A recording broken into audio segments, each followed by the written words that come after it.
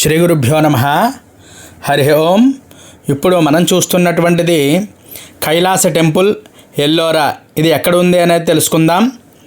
కృష్ణేశ్వరం అనేటువంటి జ్యోతిర్లింగం దగ్గరలో ఇది ఉంది. మనం పూర్వం ఔరంగాబాద్ అనేటువంటి స్టేషన్లో దిగేవాళ్ళం. ఇప్పుడు ఆ స్టేషన్ యొక్క పేరైతే మారిపోయిందండి, గమనించండి.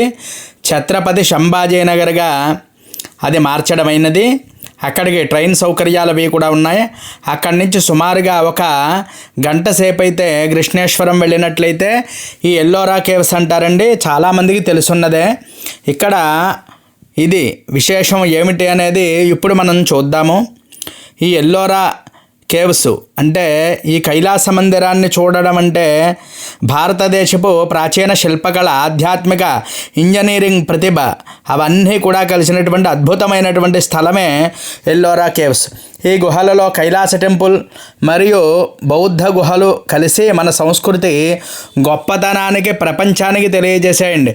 ఇప్పుడు దీని యొక్క పూర్తి విశిష్టతని, చరిత్రని కూడా విస్తృతంగా తెలుసుకుందాం. ఇక్కడండి ప్రతి గోడ మీద, ప్రతి స్తంభం మీద కూడా ఎలాగా అంటే సిమెంట్ వాడకుండా, ఏ పరికరాలు వాడకుండా మామూలుగా చెక్కినటువంటి రాతి శిల్పాలండి. అంటే కొండని దొలిచి సుమారుగా అందరూ కూడా మనుషులు చేసినటువంటి టెంపుల్ ఇదేనండి. ప్రపంచంలో ఇటువంటి టెంపుల్ ఇంకోటి లేదు. అంత అద్భుతంగా ఉంటుంది. అంటే ఏ గోడ మీద చూసినా హిందూ దేవతల యొక్క విగ్రహాలు, అంతేకాకుండా అద్భుతమైనటువంటి డిజైన్లు, రామాయణం ఒక పక్క, మహాభారతం ఒక పక్క, ఇలాగా మన భారతదేశ సంస్కృతిని, గొప్పదనానికి కూడా చూపించారండి ఈ చరిత్రనంతా కూడా.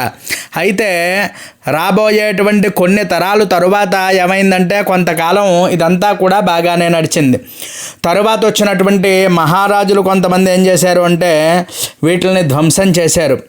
ముఖ్యంగా ఇదంతా కూడా ఔరంగజేబు టైంలో అయితేనండి ఇవన్నీ కూడా ధ్వంసానికి గురయ్యాయన్నమాట దేవాలయం. ఎందువల్ల అంటే అద్భుతమైనటువంటి శిల్పాల నుండి కూడా వాళ్ళు ధ్వంసం చేసేసారు. కానీ చరిత్రను ఏమీ తిరగరాయలేకపోయారు, చెరపలేకపోయారు. అందువల్లే మన సంస్కృతి అలాగే నిలిచి ఉంది అని చెప్పడానికి సాక్ష్యం ఈ యొక్క కైలాస టెంపుల్. ఎల్లోరా గుహల నిర్మాణం క్రీస్తు శకం 6వ శతాబ్దం నుంచి ప్రారంభమైంది.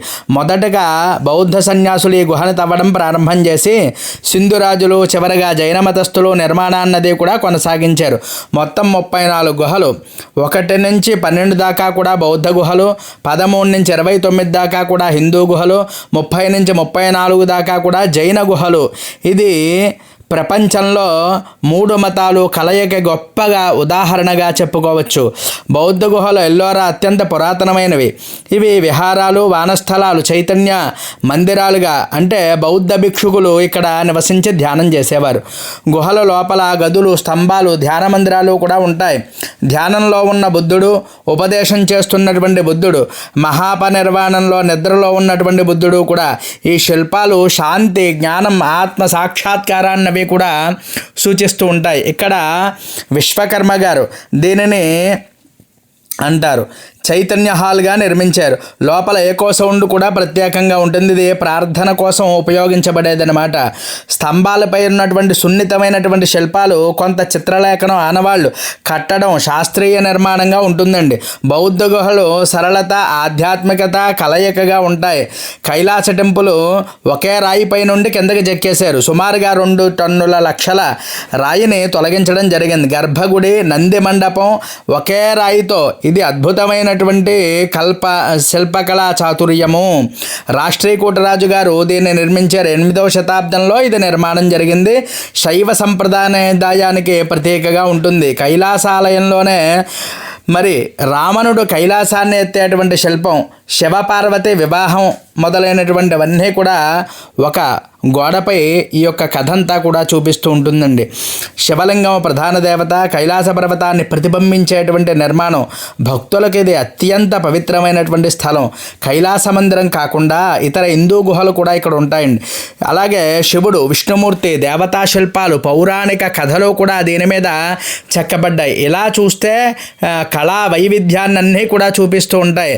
అలాగే జైన గుహలు చివరగా నిర్మించబడతాయి. తీర్థంకరులు శిల్పాలు, సున్నితమైనటువంటి కళా నైపుణ్యం, ఇవి త్యాగం నియమాన్ని కూడా బాగా సూచిస్తూ ఉంటాయి. ఇక్కడ ఒక్కొక్క శిల్పాన్ని కూడా చూస్తుంటే 2 కళ్ళు సరిపోవండి, అంత అద్భుతమైనటువంటి సుందరమైనటువంటి శిల్పాలుగా ఉన్నాయి. కాలక్రమేపీ ఈ ప్రాంతం ఢిల్లీ సుల్తాన్లు, మొఘల్ ఎంపైర్ ఆధీనంలోకి వెళ్ళింది. కొన్ని శిల్పాలన్నీ కూడా నష్టాన్ని పొందాయి. ముఖ్యంగా ఔరంగజేబు కాలంలోనే ఎక్కువగా దాడులు జరిగినట్టుగా చెప్పబడ్డాయి. ఆ తర్వాత మరాఠా కాలంలో ఆలయాలన్నీ కూడా రక్షింపబడ్డాయి, మళ్ళీ పూజలన్నీ కూడా పునరుద్ధరింపబడ్డాయి. అలాగే యూరోపియన్ పరిశోధకులు గుహలు అధ్యయనం చేసి ప్రపంచానికి అద్భుతం అది కూడా తెలిసేలా చేశారండి. అలాగే ఎల్లోరా గుహల యొక్క ముఖ్య సందేశం ఏమిటి అంటే బౌద్ధం, హిందూ, జైనం కలిసి ఉండడం. అలాగే ఇంకెక్కడా కూడా ఇటువంటివి లేవు. భక్తి, అలాగే చరిత్ర, శిల్పకళ, విజ్ఞాన సమ్మేళనం మన పూర్వీకుల యొక్క ప్రతిభకు అద్భుతమైనటువంటి సాక్ష్యం. ప్రపంచాన్ని ఆశ్చర్యపరిచేటువంటి అద్భుత నిర్మాణం ఏదైనా ఉందా అంటే అది ఎల్లోరా కేవ్స్ అని మనం చెప్పుకోవచ్చు. ఇవి మనమందరం కూడా సాధారణంగా ఉదయం సమయంలో వెళ్ళినట్లయితే, మనకి ఎండాకాలం వెళ్ళినట్టయితే అండి, ఉదయం వెళితే ఎండ తగలకుండా అన్నీ కూడా శుభ్రంగా చూడొచ్చండి. చూడండి, ఇది కొండని దొలిచి ఒకే రాయి మీద కొండను దొలిచేసేసి 3 అంతస్తుల కింద కట్టేశారు. చూడండి మండపాలన్నీ కూడా. ఇవన్నీ కూడా ఇప్పుడంటే అన్నీ కూడా పనిముట్లు, అలాగే యంత్రాంగం వచ్చేసింది. కానీ అప్పుడు ఏమీ లేకుండా ఇంత అద్భుతంగా సుందరంగా చేయడం అంటే మరి చిన్న విషయం కాదు. అందరూ కూడా చూడండి ఎంత అద్భుతంగా ఉంది.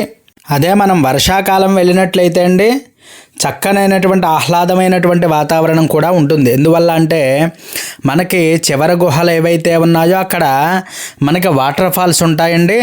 చాలా సుందరంగా ఉంటాయి. 2 కళ్ళు అయితే మనకి సరిపో అంత అద్భుతంగా ఉంటుంది. ఒక పట్టాన్ని చల్లగా కూడా ఉంటుందండి. ఈ యొక్క ప్రతి గుహల దగ్గర కూడా మనకి పచ్చటి చెట్లతో చూడచక్కగా ఉంటుంది. ఇదిగోండి ఇప్పుడు చూసారా, ఇది బుద్ధుడి యొక్క గుహ. ఇందాక మనం చెప్పుకున్నాం మొదట్లో, మనం ఫస్ట్ 2 వీడియోల్లో కూడా చెప్పుకోవడం జరిగింది దీని విశిష్టత అంతా కూడా. చూసారండి, పైన కూడా చాలా సుందరంగా చెప్పడం, అలాగే ధ్యానంలో ఉన్నటువంటి బుద్ధుడి యొక్క విగ్రహం.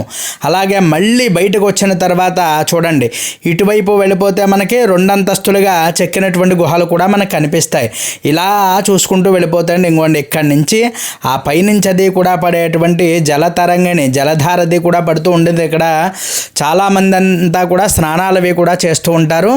చాలా సుందరమైనటువంటి ప్రదేశం అన్నమాట. ఇదిగోండి ఇక్కడ నిలబడితే ఆ పైనుంచి మనకి వచ్చి నీళ్ళు అవి పడుతూ ఉంటాయన్నమాట.